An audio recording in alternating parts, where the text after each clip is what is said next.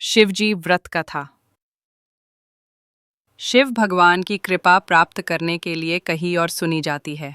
विशेष रूप से सोमवार व्रत, श्रावण मास, महाशिवरात्रि, प्रदोष व्रत और सावन के दिनों में यह कथा श्रद्धा से पढ़ी जाती है।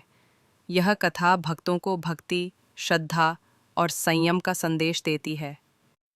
नीचे एक प्रसिद्ध शिव व्रत कथा का विस्तृत विवरण दिया गया है। शिवजी व्रत कथा।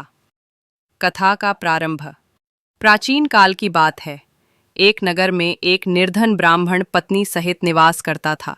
वह बहुत ही भक्त था और प्रतिदिन भगवान शिव की पूजा करता था। उसका जीवन अत्यंत कठिनाई में बीत रहा था, परंतु वह कभी भी भगवान शिव के प्रति अपनी श्रद्धा से विचलित नहीं हुआ। एक दिन वह जंगल में लकड़ी काटने गया। लौटते समय उसे एक साधु मिला, जिसने उसकी भक्ति से प्रसन्न होकर उसे सोमवार का व्रत करने और भगवान शिव की कथा सुनने की सलाह दी। ब्राह्मण ने श्रद्धा से सोमवार व्रत करना प्रारंभ किया। कथा का मध्य ब्राह्मण ने पूरे नियम से सोमवार का व्रत करना शुरू किया।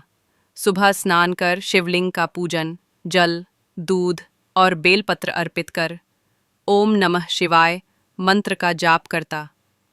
धीरे धीरे उसके जीवन में बदलाव आने लगा। उसके घर में अन्न की कमी नहीं रही, व्यापार बढ़ा और उसे एक सुंदर, गुणवती कन्या की प्राप्ति हुई। समय आने पर उसने कन्या का विवाह एक अच्छे ब्राह्मण से कर दिया। उसकी भक्ति देखकर नगरवासी भी सोमवार व्रत करने लगे।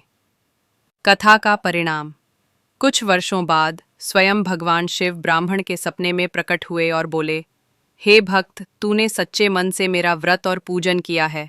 मैं तुझसे प्रसन्न हूँ। तेरे सभी कष्ट समाप्त होंगे और अंत में तू मेरे धाम को प्राप्त करेगा।